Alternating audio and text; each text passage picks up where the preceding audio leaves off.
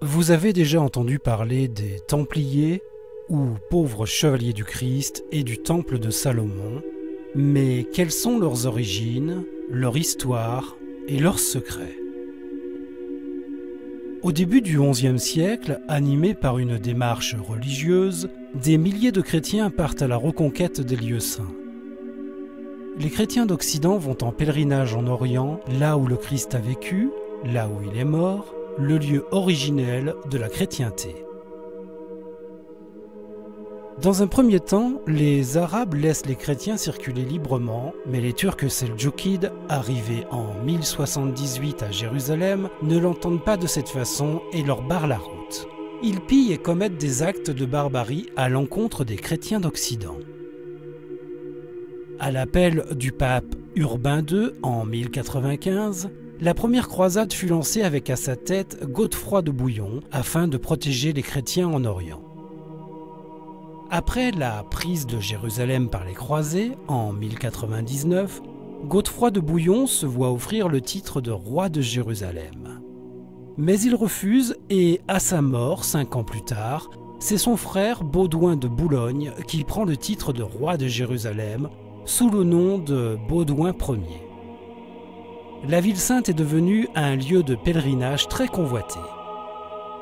Malgré la défaite, la confiscation de leurs terres, l'occupation de leur ville, les musulmans, ne souhaitant pas cette présence sur leurs terres, tentent des embuscades aux pèlerins chrétiens, massacrant tous ceux qui se risquaient en terre sainte. Les routes et chemins qui mènent à Jérusalem deviennent dangereux. Assurer la sécurité des pèlerins de plus en plus nombreux, seuls, en groupe ou en communauté, devenait une priorité. En 1118, Baudouin II succède à Baudouin Ier et devient roi de Jérusalem. Dans cette même année, un chevalier champenois du nom duc de Pins et 8 compagnons d'armes, Geoffroy de Saint-Omer, André de Montbard, Païen de Montdidier, Geoffroy Bisol, Archambault de Saint-Amand, Gondemar et Roland sont envoyés en Terre Sainte pour se consacrer entièrement à la protection des pèlerins. Au départ, la confrérie comptait peu de membres. Ils créent un nouvel ordre de chevalerie appelé les pauvres chevaliers du Christ.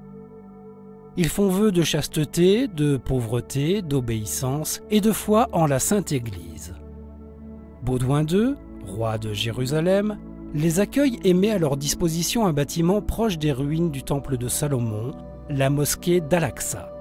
C'est de là d'où vient leur surnom de pauvres chevaliers du temple de Salomon, qui deviendra ensuite templiers. Ces moines soldats, portant une chasuble blanche ornée d'une croix pâtée rouge, deviennent de redoutables guerriers et de grands défenseurs des pèlerins, rendant plus sûres les routes vers la Terre Sainte. La vocation de l'ordre du Temple était la protection des pèlerins chrétiens pour la Terre Sainte.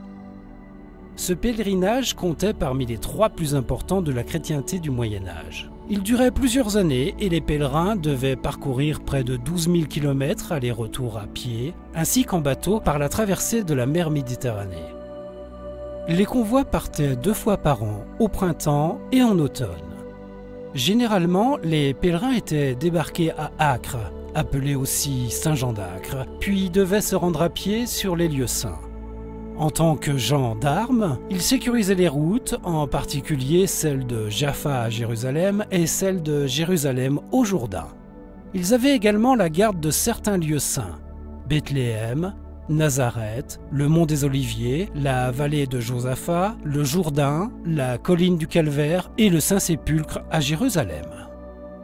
En 1127, Hugues de Pins, accompagné de 5 autres chevaliers, Godefroy de Saint-Omer, Païen de Montdidier, Geoffroy Bisol, Archambault de Saint-Armand et Roland, retournent en France pour être consacrés par le pape Honorius II. Ils obtiennent le soutien d'un grand réformateur religieux, Bernard de Clairvaux, qui permettra et facilitera le développement de l'ordre du Temple en Orient. Leur succès est tel que nombreux pèlerins et souverains leur font de généreux dons pour les remercier. La confrérie s'est développée et avait le soutien de princes et souverains d'Europe qui les remerciaient en leur offrant de l'argent, des armes et même dons de terre. L'ordre fut la seule armée présente en Terre Sainte. Afin de permettre aux pèlerins de voyager sans risque, l'ordre inventa le prêt et le crédit. Le pèlerin souhaitant voyager vers l'Orient remettait à l'ordre en Occident la somme qu'il souhaitait et en contrepartie recevait une lettre de change stipulant le montant versé. À son arrivée, le pèlerin remettait sa lettre de change auprès des chevaliers du Christ en Orient et percevait la somme indiquée en monnaie locale. Ils accordaient des prêts à certains nobles en Europe en échange que leurs châteaux, leurs terres reviennent après leur mort à l'ordre en héritage. La sécurité en Terre Sainte était assurée en échange de généreux dons. L'ordre du Temple était parfois amené à transporter pour son propre compte ou bien pour le compte d'autrui des reliques. Les chapelles templières abritaient les reliques des saints auxquels elles étaient dédiées. Les Templiers étaient aussi gardiens de reliques. Parmi les plus importantes reliques de l'ordre se trouvaient le manteau de Saint-Bernard, des morceaux de la couronne d'épines, ainsi que des fragments de la vraie croix. Malheureusement, ce règne ne durera pas. Après la reconquête de Jérusalem en 1187 par Saladin, premier grand chef militaire arabe, les Templiers sont contraints d'abandonner la Terre Sainte et se replient à Saint-Jean d'Acre, ville fortifiée sur les rives de la Méditerranée, au sud Liban. L'ordre perdit de sa superbe et après la défaite de la bataille de Saint-Jean d'Acre en 1291, l'ordre des Templiers décide de quitter la Terre Sainte, se retire à Chypre puis en France occuper leur commanderie. Avec l'argent récolté, ils vont acquérir de nombreux châteaux et commanderies. N'ayant plus à se battre, ils décidèrent de se convertir et de venir en aide aux investisseurs. Ils prêtent donc de l'argent à toutes sortes de personnes ou institutions, pèlerins, croisés, marchands, congrégations monastiques, clergés, rois et princes. Ils créent ainsi la première banque. Profitant à chaque instant de prélever un intérêt sur la somme allouée, la richesse des Templiers ne cesse de croître d'année en année. Ils deviennent une des premières puissances financières. À cette époque, les caisses du royaume de France étaient vides et le roi Philippe le Bel cherchait à renflouer ce déficit par n'importe quel moyen. La France, au bord de la famine, était prête à se révolter. Avec le concours de son conseiller et garde des Sceaux, Guillaume de Nogaret, ils décidèrent de s'attaquer à la plus grande richesse de l'époque, les Templiers. Ils mirent au point une tactique minutieuse constituant à détruire l'ordre du Temple et ainsi récupérer leurs richesses. Guillaume de Nogaret accuse l'ordre d'hérésie, d'outrage à la personne du Christ, d'idolâtrie et de rites obscènes. Au cours de l'année 1307, il organise la plus grande opération policière de tous les temps. Le 14 septembre 1307, les sénéchaux et baillis reçoivent ordre de procéder à la saisie de tous les biens mobiliers et immobiliers des Templiers ainsi qu'à leur arrestation massive en France au cours d'une même journée, le vendredi 13 octobre 1307. Cette opération sera tenue secrète jusqu'au jour dit. C'est ainsi qu'au matin du vendredi 13 octobre, les agents du roi arrêtent plusieurs milliers de Templiers et saisissent des centaines de commanderies simultanément dans tout le royaume. La légende voudrait que ce soit de là que nous vienne la peur du vendredi 13.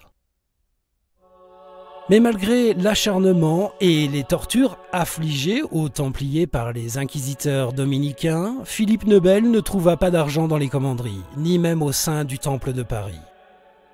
Sous la pression, le pape Clément V ordonne le 3 mai 1312, dans une bulle papale intitulée Ad Providam, la dissolution de l'ordre. Le procès du dernier grand maître de l'ordre du Temple, Jacques de Molay, durera 7 ans. Le 18 mars 1314, Hugues de Perrot, Geoffroy de Charnay, Geoffroy de Gonneville et Jacques de Molay sont brûlés vifs sur l'île des Juifs, le visage tourné vers Notre-Dame.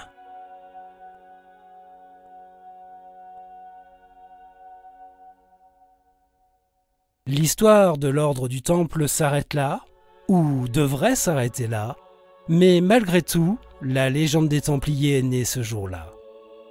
Et ne cesse depuis de passionner nombre de personnes qui continuent sur les traces de Philippe le Bel à chercher le trésor des Templiers.